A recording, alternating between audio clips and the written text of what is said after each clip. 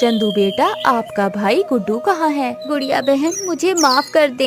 बबली, मैंने कभी भाई से प्यार नहीं किया था। भाई ने मेरे लिए चील से लड़ाई की और अपनी जान दे दी। ये सुनकर गुड़िया भी रोने लग जाती है। रानू चिड़िया का मन आज बहुत घबरा रहा था। वो तो बहुत मुश्किल से उड़ रही थी, परंतु उसे तो उड़ना ही था, चाहे उसकी तबीयत जितनी भी खराब हो, क्योंकि उसे तो अपने दो छोटे छोटे बच्चों के लिए भोजन ढूंढना था। फिर रानू चिड़िया को एक पेड़ पर एक फल मिल जाता है।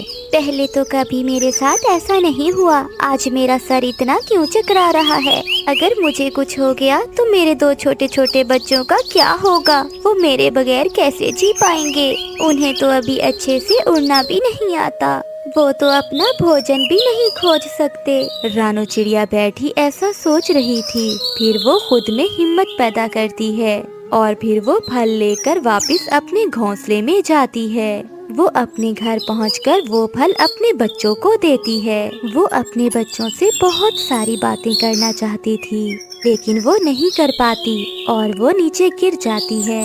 मम्मा, आप ऐसे क्यों लेट गई हैं? मम्मा, आज तो हम अपने घोंसले को छोड़कर भी नहीं गए। फिर मम्मा, आप हमसे बात क्यों नहीं कर रही? मम्मा बोले ना, आप हमसे क्यों नाराज हैं? वो बच्चे तो अभी बहुत छोटे थे। वो ये कब जानते थे कि उनकी मम्मा तो उन्हें अब छोड़कर चली गई है और वो अब उनसे कभी भी बात नहीं करेगी। उठे मम्मा, उठे, आप हमसे बात करें। अगर आप हमसे बात नहीं करेगी तो हम भी भोजन नहीं खाएंगे। ऐसे ही उड़ते उड़ते वहाँ एक कबूतर आ जाता है। कबूतर अंकल, हमारी मम्मा न जाने हमसे क्यों गुस्सा हो गई हैं। वो हमसे बात भी नहीं कर रही। कबूतर को देखते ही पता चल जाता है कि उन छोटे बच्चों की मम्मा अब इस दुनिया में नहीं रही। फिर कबूतर उन बच्चों से कहता है, चुप कर जाओ बच्चों, आपकी मम्मा अब आपसे कभी बात नहीं कर सकती क्योंकि वो मर गई है। कबूतर अंकल, ऐसे कैसे हो सकता है? हमारी मम्मा हमसे बात क्यों नहीं कर सकती? हमने तो कोई शरारत भी नहीं की और उनका कहना भी माना है। ये बच्चे तो अभी बहुत छोटे हैं, ये जिंदगी और मौत का फर्क क्या जानेंगे। अब मैं क्या करूं? मुझे तो बच्चों का ख्याल भी रखना नहीं आता। अगर मैंने इन्हें ऐसे छोड़ा तो ये बच्चे मर जाएंगे। मैं ऐसा करता हूँ, इन्हें टीना चिड़िया के पास छोड़ आता हूँ। वो तो है भी चिड़िया, वो पाल लेगी इन बच्चों को। फिर कबूतर उन बच्चों को उठाता है और टीना चिड़िया के घोंसले की तरफ चल पड़ता है। वो चिड़िया तो भोजन लेने कहीं गई हुई थी और उसके घोंसले में एक अंडा भी पड़ा था। कबूतर जल्दी से दोनों बच्चों को टीना के घोंसले में रखता है और वहाँ से भाग जाता है। बच्चे तो रोए ही जा रहे थे। उन्हें ये नहीं पता था कि वो कबूतर इन्हें यहाँ क्यों छोड़ गया है। ऐसे ही शाम हो जाती है और टीना चिड़िया भी नदी से पानी पीकर आ जाती है। अरे ये क्या, ये दो छोटे बच्चे तो किसी चिड़िया के हैं और ये मेरे घोंसले में क्या कर रहे हैं? कौन हो आप बच्चों? आप मेरे घोंसले तक यहाँ कैसे आए हो? लगता है आप अपने घर की दिशा भूल गए हो और मेरे घर को अपना घर समझकर यहाँ आ गए हो। नहीं आंटी, हमें अभी अच्छे से उड़ना भी नहीं आता। हमारी मम्मा हमसे गुस्सा हो गई है और हमसे बात भी नहीं कर रही। फिर कबूतर अंकल हमें यहाँ छोड़ गए। ये सुनकर टीना चिड़िया बहुत हैरान थी। उसे तो कुछ समझ नहीं आ रहा था कि ये बच्चे क्या बात कर रहे हैं और बच्चे थे कि रोए ही जा रहे थे। टीना के पास इतना भोजन भी ना था कि वो उन बच्चों को दे सके। फिर भी वो बच्चों से पूछती है, बच्चों क्या आपने कुछ खाया है? नहीं, हमने अभी कुछ नहीं खाया था। फिर मम्मा गुस्सा होकर लेट गई और सो गई। हम दोनों बहुत रोए और बहुत आवाजें दी अपनी मम्मा को, पर मम्मा नहीं मानी और ना ही हमें खाना दिया और ना ही हमसे बात की। ये सब सुनकर टीना की समझ में आ गया था कि उनकी मम्मा मर चुकी होगी और उन बच्चों को अकेला देखकर कोई पक्षी उन्हें इस घोंसले में छोड़ गया होगा। मेरे पास तो इन्हें कुछ देने के लिए भी नहीं है। मैं सुबह होते ही इन बच्चों के लिए भोजन ले आऊंगी। बच्चों आप सो जाओ, मैं सुबह होते ही आपकी मम्मा को भी ले आऊंगी और आपके लिए मीठे मीठे फल भी लाऊंगी। आंटी सच में आप हमारी मम्मा को मनाकर ले आएंगी? आंटी आप मम्मा से कहना हम हमेशा मम्मा की बात मानेंगे, जैसे मम्मा कहेगी हम वैसा ही करेंगे, बस एक बार मम्मा मान जाए। ये बच्चे कितने सुंदर हैं। अगर ऊपर वाले ने इन्हें मेरी तरफ भेजा है तो मैं भी इन्हें माँ की तरह ही पालूंगी। रात को चांद भी निकला हुआ था। चांद तो बहुत रोशन था। वो चिड़िया भी सो जाती है। न जाने बच्चों ने कुछ खाया भी होगा कि नहीं, और चिड़िया के पास भी तो इतना भोजन नहीं होगा कि वो उन बच्चों को दे सके। फिर वो कबूतर कुछ मीठे फल लेकर चिड़िया के घोंसले की तरफ जाता है। चिड़िया और वो बच्चे तो सोए हुए थे। कबूतर वो फल घोंसले के पास रखता है और वहाँ से चला जाता है। सुबह जब वो चिड़िया उठती है तो अपने घोंसले के पास फल देखकर बहुत हैरान होती है। ये फल कहाँ से आए? मुझे तो कुछ समझ नहीं आ रहा। लगता है ऊपर वाले ने ये फल इन बच्चों के लिए भेजे होंगे। फिर चिड़िया वो फल उन बच्चों को खिला देती है। आंटी आज आप हमारी मम्मा को ले आएंगी ना?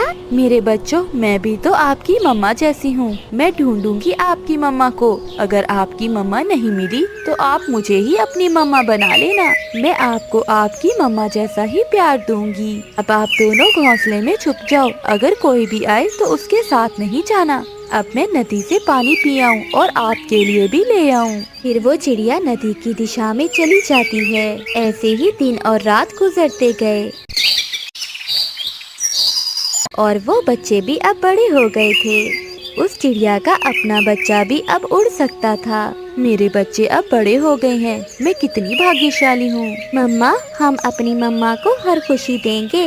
मम्मा हमें आज भी वो दिन याद है जब हमारी मम्मा मर गई थी। आपने हमें घोंसला दिया और हमें खाना भी दिया। अगर आप ना होती हम तो कब के मर गए होते। वो ऐसे बातें कर रहे थे कि चिड़िया का अपना बेटा आ जाता है। वो तो उन बच्चों से जरा भी प्यार ना करता था और हमेशा उनसे लड़ाई करता रहता। मम्मा अब ये बड़े हो गए हैं और आप इनसे कहें कि ये यहाँ से चले जाएं। ये घर मेरा है और अब मैं इन्हें अपने घर में नहीं रख सकता। चंदू बेटा, मैंने तो आपको कभी ऐसी नफरतें नहीं सिखाई। फिर आप हर समय ऐसे क्यों लड़ते रहते हो? ये कोई और नहीं है, ये आपके बहन भाई हैं और हमेशा आपके साथ ही रहेंगे। परंतु माँ मैं इनके साथ नहीं रह सकता। ऐसा कहते हुए चंदू वहाँ से चला जाता है। न जाने मुझसे क्या भूल हो गई कि मेरा बेटा है जो मेरी बात ही नहीं मानता, और आप दोनों हो जो मुझसे इतना प्यार करते हो। माँ आप चुप कर जाएं, मैं जाता हूँ और भाई को अभी मना कर लाता हूँ। भाई आप जल्दी जाएं और भाई को ले आएं। आप भाई से कहना कि हम यहाँ से चले जाएंगे, परंतु वो मम्मा को दुखी ना करें। फिर बबली का भाई अपने छोटे भाई को मनाने के लिए उसके पीछे जाता है। गुड्डू चंदू को हर जगह ढूंढता है मगर उसे अपना भाई कहीं भी दिखाई नहीं देता। वो उड़ते उड़ते पहाड़ों की दिशा में जाता है। फिर वो देखता है कि वहाँ उसके भाई को एक चील ने पकड़ा हुआ है और वो उसे खाने ही वाली थी। गुड्डू पीछे से जाता है और उस चील को दूसरी दिशा में धक्का देता है, जिससे उसका भाई उड़कर थोड़ी दूर बैठ जाता है। भाई आप जाएं यहाँ से। माँ बहुत दुखी हैं, वो आपको बुला रही हैं। मैं आपको छोड़कर नहीं जा सकता भाई। मैं देखती हूँ तुम्हें, मेरे साथ पंगा ले रहे हो तुम। इतनी शक्ति है तुम में। फिर वो चील गुड्डू पर हमला कर देती है। दोनों में लड़ाई होती है। भाई आप चले जाओ, भाई आप चले जाओ। फिर चंदू वहाँ से चला जाता है और गुड्डू अपने भाई के लिए अपनी जान दे देता है। वो घर जाता है तो रोए ही जा रहा था और अपनी बहन बबली को अपने गले से लगाया हुआ था। चंदू बेटा, आपका भाई गुड्डू कहाँ है? गुड़िया बहन मुझे माफ कर दे। बबली मैंने कभी भाई से प्यार नहीं किया था। भाई ने मेरे लिए चील से लड़ाई की और अपनी जान दे दी। ये सुनकर गुड़िया भी रोने लग जाती है और फिर चंदू को ये एहसास होता है कि प्यार में रिश्ते का खून होना जरूरी नहीं है, बल्कि रिश्ते तो एहसास के होते हैं। लेकिन अब तो समय लौटकर नहीं आने वाला था। आजकल जंगल में रहने वाली गोरी कभी चिड़िया को छोड़कर मिट्ठू तोते के पीछे पड़ी हुई थी, क्योंकि मिट्ठू ने गोरी के पड़ोस में घर जो बना लिया था। गोरी, मैं भोजन लेने जा रहा हूँ, सोचा कि तुम्हें भी साथ लेता जाऊँ। मैंने अपने लिए कल एक फल ढूंढ लिया था, वो मैं फल पत्तों में छुपाई थी। मैं तो आज वो फल तोड़ने जाऊंगी। तो ठीक है गोरी, मैं भी आज कोई मीठा फल ढूंढने जा रहा हूँ। फिर मिट्ठू तोता वहाँ से चला जाता है। मोटी चोंच वाले, फल तो तू ही ढूंढेगा, मगर खाऊंगी मैं। ऐसा सोचते हुए गोरी कभी तोते के पीछे उड़ती है। मिट्ठू तोता इधर उधर देखता हुआ घने जंगल में पहुँच जाता है। बहुत मुश्किल से मिट्ठू को फल मिल जाता है। मिल गया, आज तो मुझे पका हुआ आम मिल गया। आज तो मेरा दिन बन गया।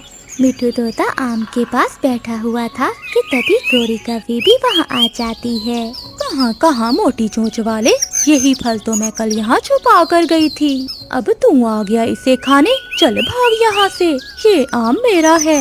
अच्छा, तो क्या गोरी, ये वही आम है जो तुम कल पत्तों में छुपा कर गई थी? हाँ हाँ मोटी चोंच वाले, मैं यही तो लेने आई थी। तो ठीक है गोरी, तुम ये फल ले जाओ। गोरी कभी आराम से वो फल उठाती है और अपने घर ले जाती है। घर जाकर गोरी कभी मजे मजे से आम खाती है। वो चिड़िया तो बहुत सियानी थी। ये तोता ठीक है मेरा पड़ोसी, पागल सा है, जो कहूँ मान जाता है। अब तो मैं हर रोज तोते का भोजन ही चुरा लिया करूँगी। फिर दूसरे दिन मिट्ठू तोता अपने घोंसले में पका हुआ अमरूद रखकर नदी से पानी पीने जाता है। गोरी कभी तोते को जाते हुए देख रही थी। चल बे गोरी, ये मोटी चोंच वाला तो चला गया, अब इसका भोजन चुरा लेती हूँ।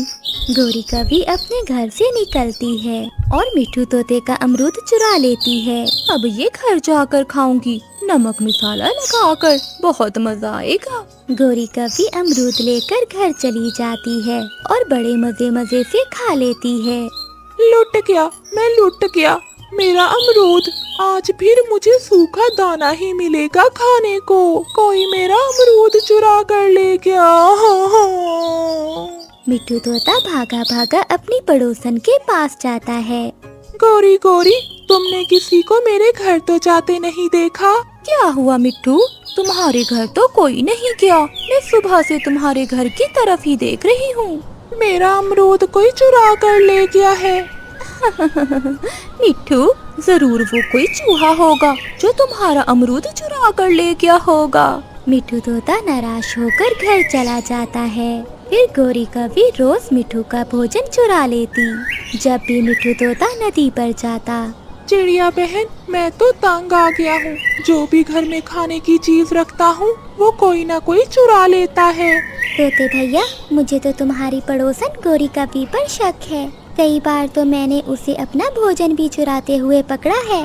मगर चिड़िया, उसकी बातों से तो नहीं लगता कि वो मेरा भोजन चुराती होगी। मिट्ठू भैया, वो ऐसे ही मीठी मीठी बातें करती है। अगले दिन मिट्ठू तोता एक अंगूरों का गुच्छा ढूंढ लाता है, मगर आज तोता भी चोर को पकड़ना चाहता था। गोरी कभी अपने घर के बाहर बैठी हुई थी। तोते तोते, आज तो मजे करेगा तू। ये अंगूर तुझे कहाँ से मिल गए? ये अंगूर मैं घने जंगल से लाया हूँ। तोते भाई, अंगूर खाने से पहले नदी से पानी पी लेना। एक बार मैंने अंगूर खाने के बाद पानी पिया था, बहुत दर्द हुआ था मेरे पेट में। मैं ऐसा ही करूँगा, पहले पानी पी लूँगा, बाद में खाऊंगा अंगूर। मिट्ठू तोता घर चला जाता है। मिट्ठू तोता अंगूरों का गुच्छा अपने घोंसले में रखकर वहाँ से चला जाता है।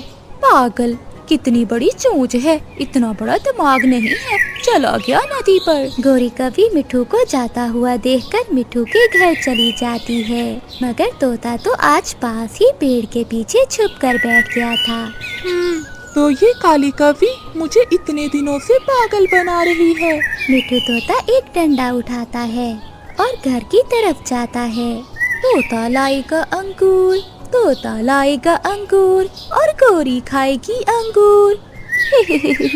मिट्ठू, तेरा शुक्रिया जो मेरे लिए इतने मीठे मीठे अंगूर लेकर आया। गोरी जब पीछे मुड़कर देखती है तो मिट्ठू तोता पीछे खड़ा था। मम्मा, मैं तो ये देखने आई थी कि अंगूर खट्टे तो नहीं है। तोता लाएगा अंगूर और तोता खाएगा अंगूर और गोरी कभी खाएगी डंडे। फिर मिट्ठू तोता गोरी की खूब पिटाई लगाता है। मेरे प्यारे मिट्ठू भाई, मेरी पूंछ पर मत मारो, ये पहले ही कई बार टूट चुकी है। छोड़ दो प्लीज, मुझे छोड़ दो, मैं फिर दोबारा कभी चोरी नहीं करूँगी। पिटने के बाद गोरी कभी रोती हुई वहाँ से भाग जाती है। प्यारे दोस्तों, इस कहानी को लाइक, चैनल को सब्सक्राइब और अपने दोस्तों के साथ शेयर करना मत भूलिएगा। आपका धन्यवाद।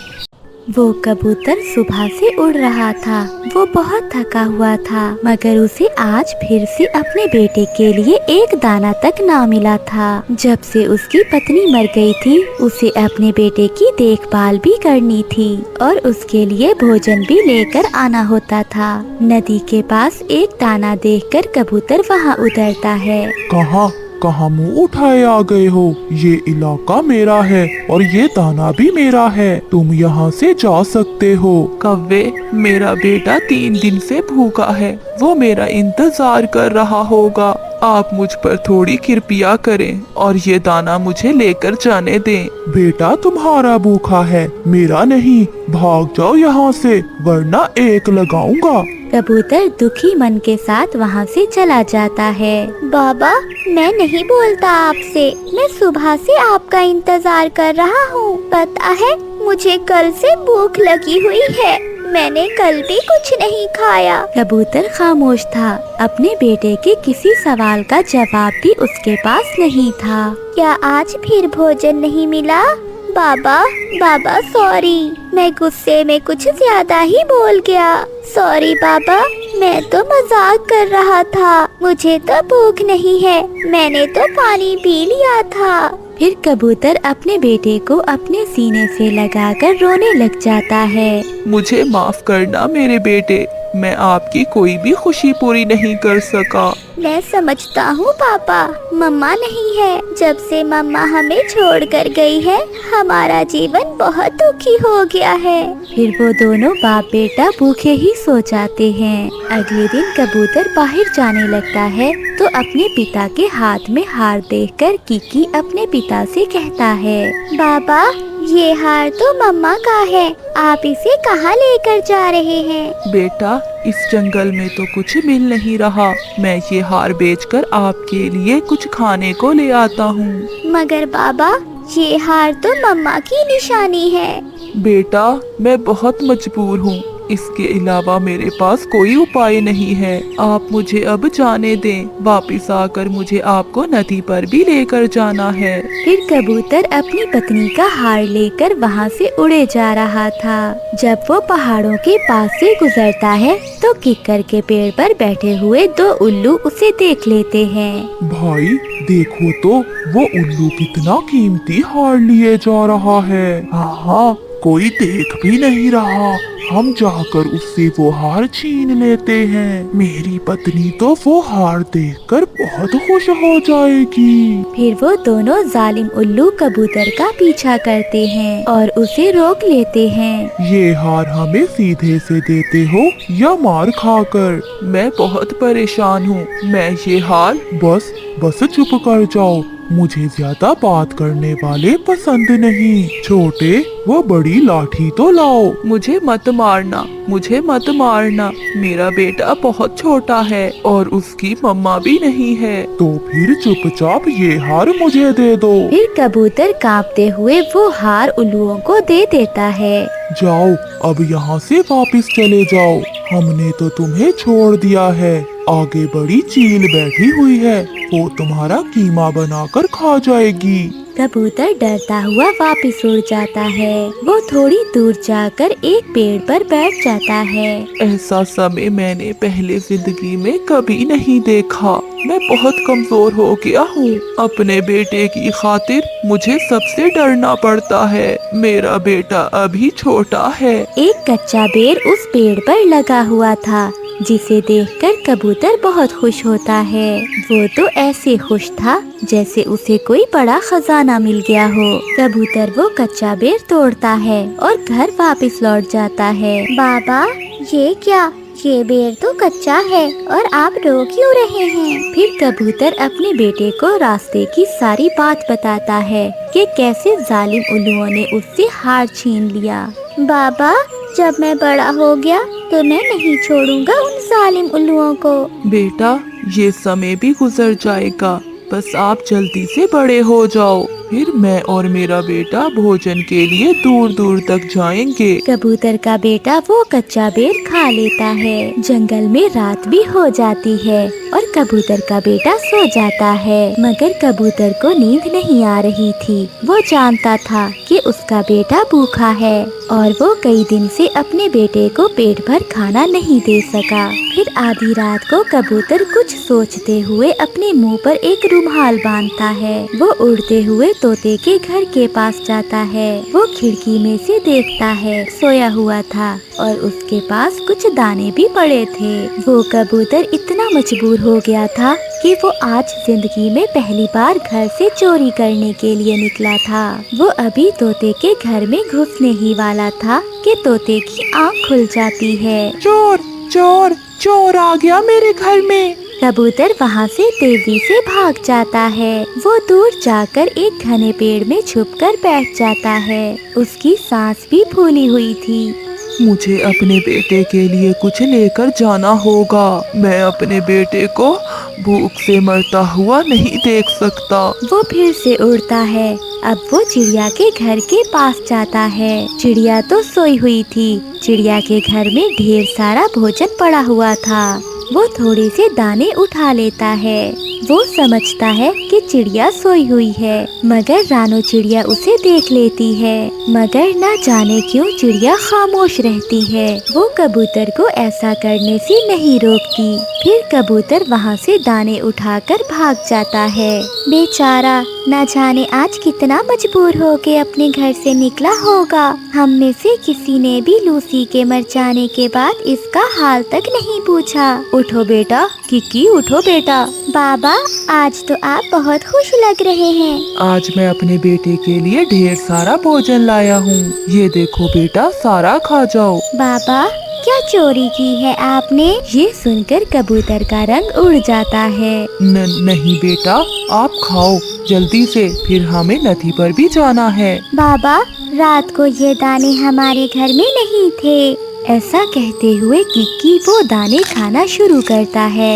कबूतर जान गया था कि उसके बेटे को पता चल गया है कि आज उसने चोरी की है। चिड़िया उनके घर आती है। चिड़िया के पास एक टोकरी थी जिसमें ढेर सारा भोजन था। रानो चिड़िया को देखकर कबूतर डर जाता है। कबूतर भैया, मैं बहुत शर्मिंदा हूँ। मुझे समय ही नहीं मिला। मैं भूल गई कि आप अकेले हो और जंगल में भोजन की कमी है। आज से आप रात को भोजन की खोज में नहीं जाएंगे।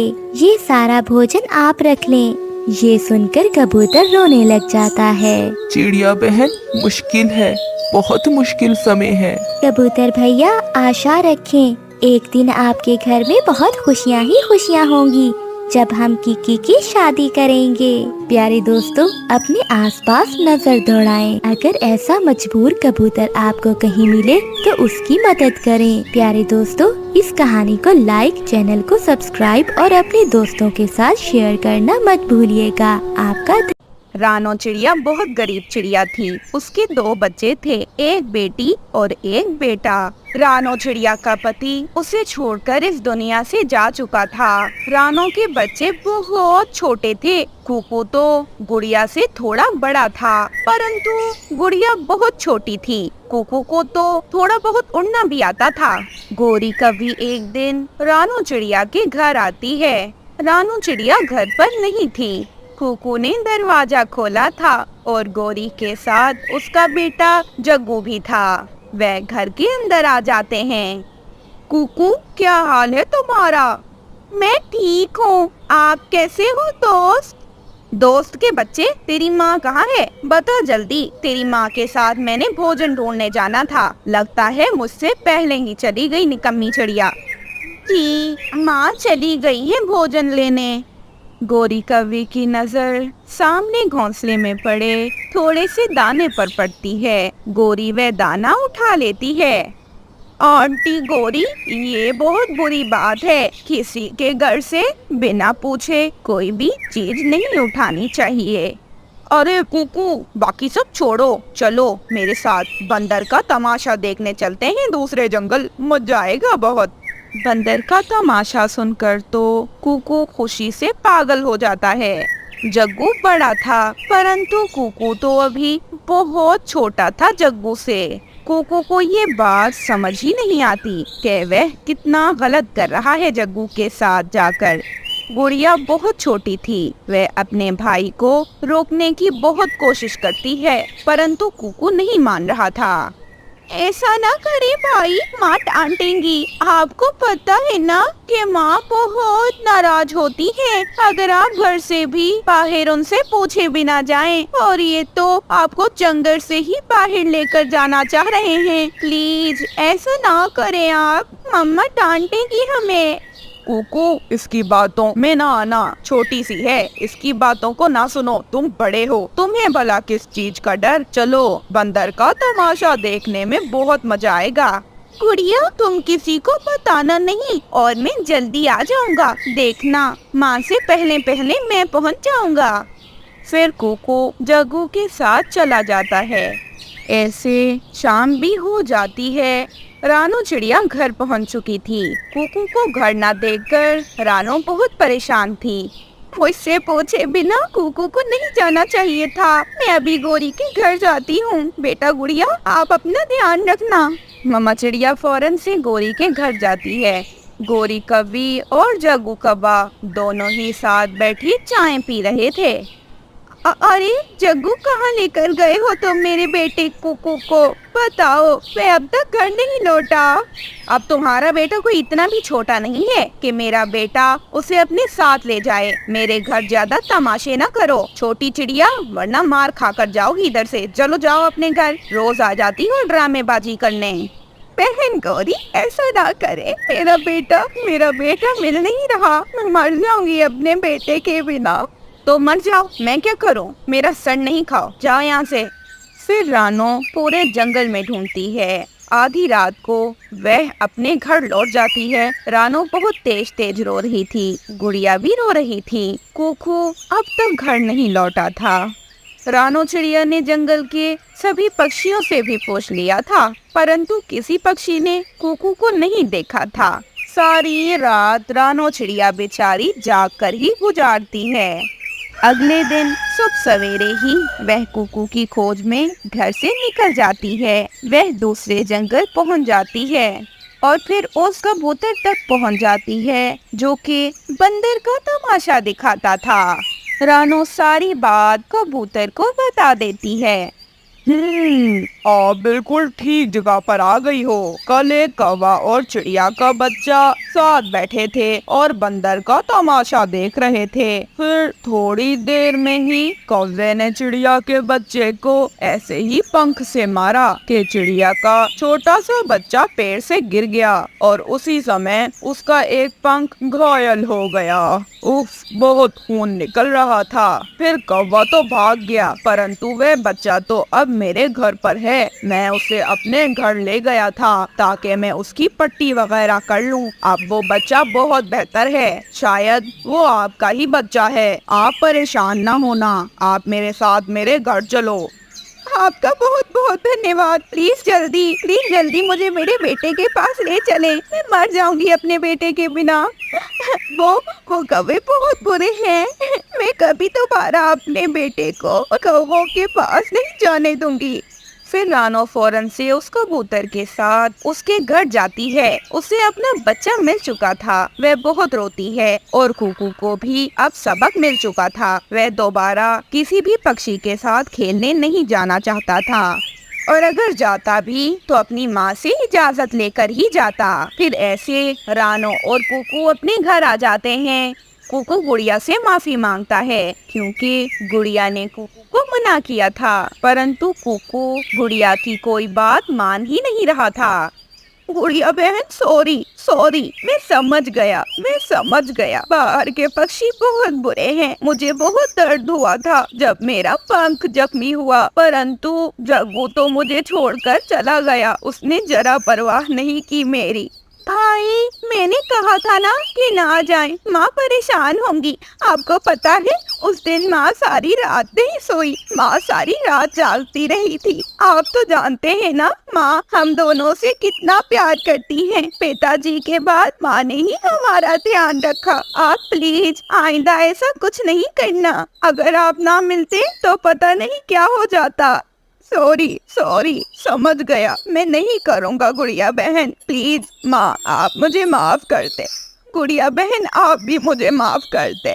फिर ऐसे गुड़िया और रानो कुकू को माफ कर देते हैं और अब कुकू दोबारा ऐसा कुछ नहीं करता और वे हमेशा खुशी से रहते हैं। कालू कौवे की शादी। कालू 80 साल का बूढ़ा था, परंतु वह खुद को जवान ही कहता था। कालू आईने में देखकर खुशी खुशी अपनी तारीफें कर रहा था।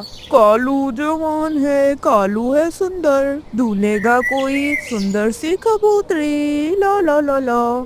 इतने में वहाँ पर कालू की माँ आ गई। बेटा, तुम 80 साल के हो गए हो।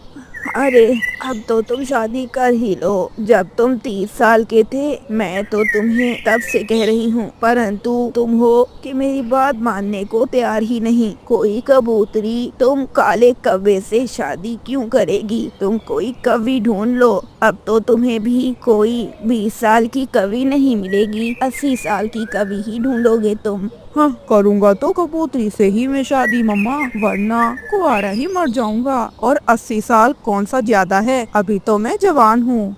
बस कालू बेटा, मुझे लग रहा है कि मेरे मरने के बाद ही तुम्हें अपनी गलतियों का एहसास होगा। मेरे जीते जी तो तुम्हें कुछ समझ नहीं आएगी ना। मैं तो समझाते समझाते ही बूढ़ी हो गई हूँ, अब ऐसे ही मर भी जाऊंगी। मम्मा, अब आप तो चलना करो मुझे।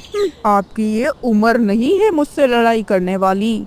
बस फिर कालू अपने घर से बाहर निकल गया। वह नदी पर रोज की तरह आ गया और इधर उधर देखने लगा। आज तो सामने एक बहुत सुंदर सी कबूतरी थी, जिसे देखकर कालू खुश हो गया। अरे अरे सुंदर कबूतरी, क्या तुम मुझसे शादी करोगी? अरे तुम्हारा दिमाग तो खराब नहीं, तुम तो बूढ़े कौवे हो और कोई कबूतरी तुम्हारे साथ शादी क्यों करे? मैं हद से ज्यादा अमीर कौवा हूँ और मुझे कभी अच्छे नहीं लगती। तुम्हें तो मैंने आज इस जंगल में पहली दफा देखा है। लगता है कि तुम इस जंगल में आज से पहले कभी नहीं आई सुंदर कबूतरी।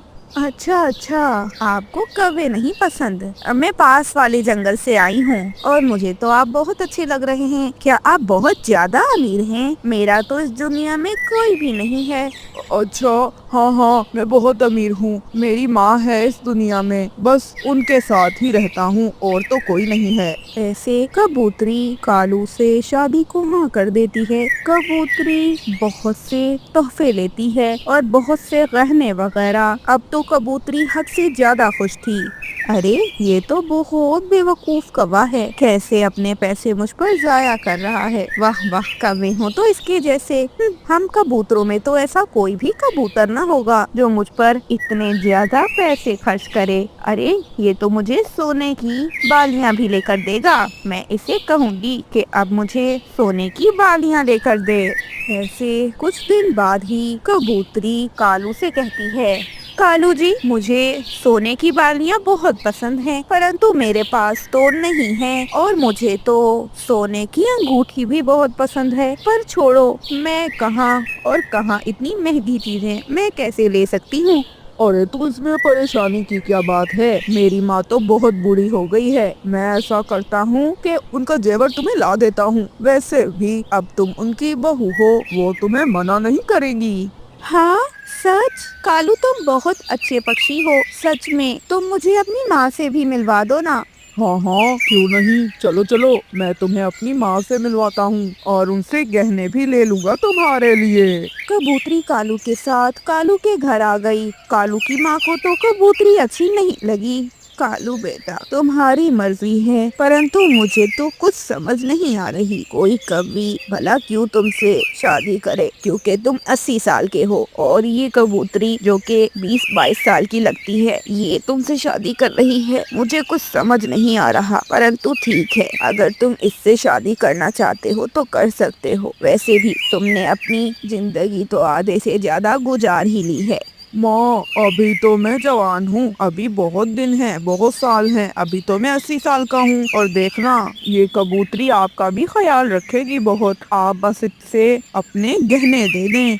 क्या बेटा, गहने? मैं नहीं दे सकती अपने गहने। ये क्या कह रहे हो? वो तो मुझे मेरे पति ने दिलाए थे, वो तुमने तो नहीं लिए बेटा। अरे माँ, कैसी बातें करती हो? जो तुम्हारा था अब वो मेरा है, और जो मेरा है वो इस कबूतरी का है। नहीं कालू, मुझे नहीं लगता माँ जी खुश हैं, मैं जा रही हूँ। ऐसा कहते हुए कबूतरी घर से बाहर निकल गई। ये देखकर कालू की माँ डर गई। अरे ऐसा ना हो कि ये कबूतरी भी चली जाए और कालू की शादी ना हो, फिर कालू मुझ पर गुस्सा निकालेगा। मुश्किल से इसे एक कबूतरी मिली है, हाँ कर देती हूँ और दे देती हूँ अपने गहने। मैंने तो गुजार ली है अपनी जिंदगी, अब ये इनके काम आएगी। कालू कौवे की माँ ने कालू को अपने गहने दे दिए और कालू ने वह गहने कबूतरी को दे दिए। कबूतरी बहुत खुश हो गई। थैंक यू मम्मा, आप बहुत अच्छी हैं। आपसे आप मेरी भी मम्मा हैं। कालू, मैं चलती हूँ, मुझे ना जरा इम्पोर्टेंट काम याद आ गया है। ऐसा कहते हुए कबूतरी चली गई। कालू खुशी से नाचने लगा। वाह वाह, अब तो मैं खुश हूँ, अब कालू की कबूतरी से शादी होगी। बेटा, बहुत बहुत लेट करने की जरूरत नहीं है। तुम ऐसा करो कि 1-2 दिन में ही कर लो ना इस कबूतरी से शादी। हाँ हाँ माँ, मैंने सोच लिया है, अगले हफ्ते ही मैं करूँगा सुंदर कबूतरी से शादी। शादी से कुछ दिन पहले ही कबूतरी जंगल छोड़कर चली गई। कालू बेचारा उसे हर जगह ढूंढता है, परंतु वह उसे कहीं भी नहीं मिलती। कालू समझ जाता है कि उसके साथ धोखा हुआ है। सिर्फ उसके पैसे के कारण ही कबूतरी ने हाँ की थी। अब कालू को अपनी गलती की सजा मिल चुकी थी। उसकी माँ तो बहुत दुखी थी, क्योंकि कबूतरी वह गहने लेकर फरार जो हो गई थी। फिर कालू ने गोरी नाम की एक कवि से शादी कर ली। गोरी बहुत अच्छी कवि थी। कालू और उसकी माँ और गोरी अब बहुत खुशी से रह रहे थे। गोरी और कालू ने पुलिस में उस कबूतरी के बारे में रिपोर्ट करवा दी। अब ऐसे कुछ दिन में वह कबूतरी भी पकड़ी गई और सारा सोना उससे वापस ले लिया गया।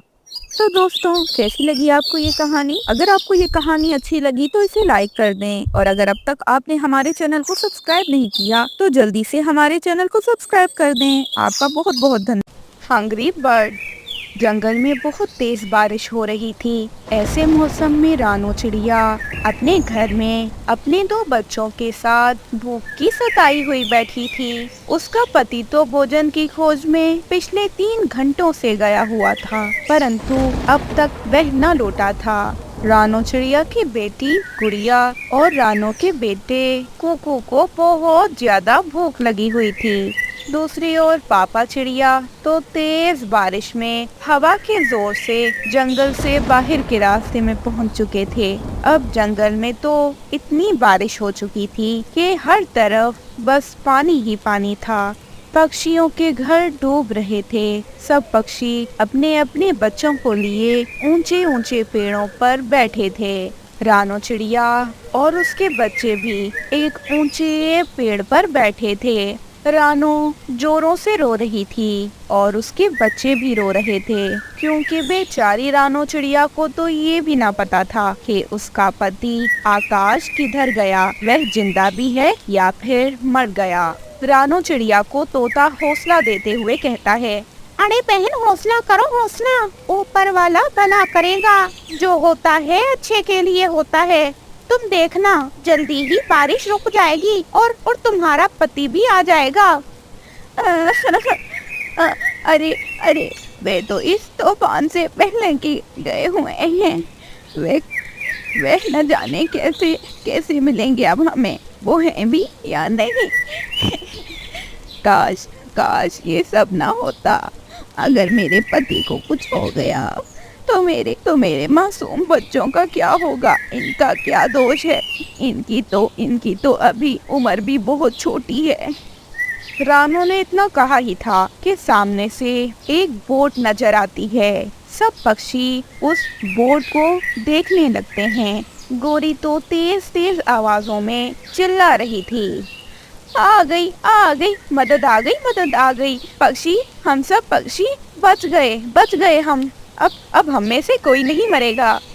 जब बोट ज्यादा करीब आई तो पक्षियों के मुंह खुले के खुले रह गए, क्योंकि वह बोट तो आकाश चला रहा था। आकाश को देखकर सब बहुत खुश हो जाते हैं। बोट छोटी थी और पक्षी बहुत ज्यादा थे।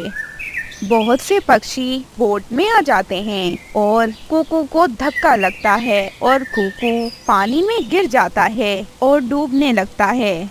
बचाओ मम्मा पापा, बचाओ, मैं मर जाऊंगा, मेरा दम घुट रहा है, माँ बचाओ। आकाश चिड़ा फौरन से पानी में छलांग लगाता है और अपने बच्चे को उठा लेता है। आकाश को तैरना भी आता था। वह अपने बच्चे को उठाकर फौरन से बोट में ले आता है और सब पक्षियों को साथ लेकर किनारे पर आता है। अब काफी पक्षी और रानो चिड़िया का परिवार पानी में डूबकर मरने से तो बच चुका था, परंतु अब वह सब बहुत भूखे थे। हर पक्षी ही अब भोजन ढूंढने लगा। जग्गू कौवा भी गोरी और कालू से रोते हुए कहता है, पापा, मम्मा, भूख लगी है, बहुत भूख लगी है, प्लीज कुछ करे ना मम्मा, मैं मर जाऊंगा भूख से। और बेटा जग्गू, तुम परेशान क्यों होते हो? तुम्हारा बाप अभी जिंदा है। मैं तुम्हें फौरन से कुछ खाने के लिए ढूंढ कर देता हूँ। इतने में आकाश चिड़ा सब पक्षियों से कहता है, अरे पक्षियों, मुझे टमाटर, प्याज और मिर्ची चाहिए। चावल और बाकी का सारा सामान मेरे पास है, और हाँ, मुझे नमक भी चाहिए। तुम सब पक्षी ये सब इकट्ठा कर दो तो हम मजेदार बिरयानी बनाकर खा लेते हैं। बहुत मजा आएगा। तुम लोगों को तो पता है कि मेरी पत्नी कितनी स्वादिष्ट बिरयानी बनाती है। आकाश की बात सुन के तो सब पक्षियों की चोंच में पानी आ जाता है। सब खुश हो जाते हैं। ऐसे बारी बारी सभी पक्षी वो सामान इकट्ठा कर लेते हैं जो कि आकाश ने कहा था। अब रानो चिड़िया बिरयानी बनाना शुरू करती है। रानो जो बिरयानी बना रही थी उसकी सुगंध बहुत दूर तक जा रही थी, और उसी समय वहाँ से एक लकड़हारा गुजरता है। बिरयानी को देखकर तो उस लकड़हारे के मुंह में भी पानी आ गया था। पक्षियों, तुम सब मेरे घर चलो। मैं तुम सब पक्षियों को आज की रात अपने घर पर रखूंगा, परंतु जो रानो चिड़िया आज स्वादिष्ट बिरयानी खिला रही है ना तुम सबको, यही स्वादिष्ट बिरयानी रानो आज मुझे और मेरी पत्नी को भी खिलाएगी। कोई और कुछ कहे इससे पहले ही कालू मना करने लगता है। नहीं, हमें ज्यादा भूख लगी है, हम नहीं चलेंगे। और हाँ, अगर तुम्हें हमारी मदद करनी है तो वैसे ही कर दो, परंतु हम तुम्हें खाने को कुछ नहीं देंगे। रानो, वैसे भी बिरयानी थोड़ी है, इस इंसान को यहाँ से भेज दो। फिर आकाश उस इंसान से बात करता है, अरे आप हमें अगर रहने दें तो जरूर मेरी पत्नी आपको भी बिरयानी देगी और आपकी पत्नी को भी। बस फिर क्या था। बिरयानी बनाने के बाद सब पक्षी ही उस इंसान के घर जाते हैं। ऐसे पक्षी उस इंसान के घर में बहुत मजे करते हैं। सब मिलकर बिरयानी खाते हैं। अरे वाह रानो चिड़िया, तुमने बहुत स्वादिष्ट बिरयानी बनाई थी। मजा आया, बहुत मजा आया। हाँ तोते, तुम तो ठीक कह रहे हो। ये चिड़िया तो हम इंसानों से ज्यादा अच्छा खाना बना लेती है। ऐसे अगले दिन शाम के समय वह सब पक्षी जाने की बात करते हैं, परंतु वह इंसान उन्हें नहीं जाने देता और उसकी पत्नी भी नहीं जाने देती। ऐसे कुछ दिन तक तो पक्षी उन इंसानों के साथ रहते हैं, परंतु फिर सभी पक्षी एक नए जंगल की ओर निकल पड़ते हैं और सब पक्षी वहाँ पर अपने नए नए प्यारे प्यारे घोंसले बनाते हैं। उस जंगल में भोजन की भी कमी नहीं थी। अब सब खुशी से रह रहे थे। चोर चिड़िया और बुलबुल के बच्चे। पूरे जंगल में ही अफवाह थी कि रानो चिड़िया ने बुलबुल के छोटे छोटे बच्चों को चोरी कर लिया है। बुलबुल के रोने की आवाज तो पूरे जंगल में गूंज रही थी। मिट्ठू महाराज के सैनिक रानो चिड़िया को ढूंढ रहे थे। बुलबुल अपने घर में बैठी रो रही थी और काफी पक्षी उसके पास जमा थे। चिड़िया ने ऐसा क्यों किया? मैंने देखा वो मेरे बच्चों को अपनी पीठ पर बिठा कर ले गई। हाय हाय बुलबुल, तुम्हारे साथ बहुत बुरा हुआ। उस जालिम रानो चिड़िया ने तो तुम्हारे साथ बहुत बुरा किया। हाय, तुम्हारे छोटे छोटे बच्चे किसी चील को दे दिए होंगे और अब तक तो वो चील तुम्हारे बच्चों को पकाकर खा गई होगी। हाँ, गोरी ऐसा ना कहो, मेरा दिल फट जाएगा। मेरे बच्चे, क्या कसूर था मेरे बच्चों का? मैं कभी माफ नहीं करूंगी उस जालिम चिड़िया को। उसे फांसी की सजा होनी चाहिए। उस जालिम चिड़िया को फांसी की सजा होनी चाहिए। अरे बुलबुल, तुम क्यों ऐसा कह रही हो? उसे फांसी की सजा दी जाए? ऐसा नहीं कहो, ये बहुत गलत बात की तुमने। वह मेरी अच्छी दोस्त है। मुझे नहीं लगता कि वह ऐसी चिड़िया है। वह बहुत अच्छी है। जरूर इसके पीछे कोई कारण होगा। सब्र करो प्लीज। अरे, एक तो बुलबुल बेचारी पहले ही गम में है और तो और तुम रानो की तारीफें कर रहे हो तोते।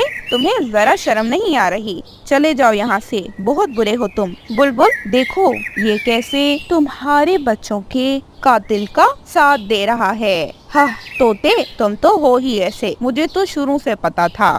तोता घूरता हुआ गोरी को चुप हो जाता है और थोड़ी देर में ही वहाँ से चला जाता है।